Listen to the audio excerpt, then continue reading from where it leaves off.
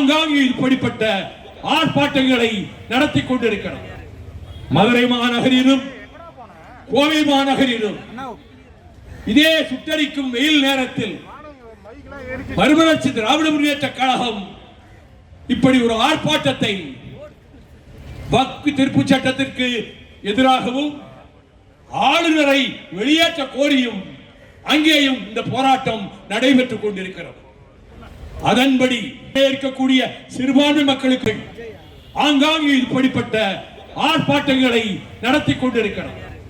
மதுரை மாநகரிலும் கோவை மாநகரிலும் இதே சுட்டரிக்கும் வெயில் நேரத்தில் மறுமலர்ச்சி திராவிட முன்னேற்ற கழகம் இப்படி ஒரு ஆர்ப்பாட்டத்தை வக்ஃப் திருப்பு சட்டத்திற்கு எதிராகவும் ஆளுநரை வெளியேற்ற கோரியும் அங்கேயும் இந்த போராட்டம் நடைபெற்றுக் கொண்டிருக்கிறது.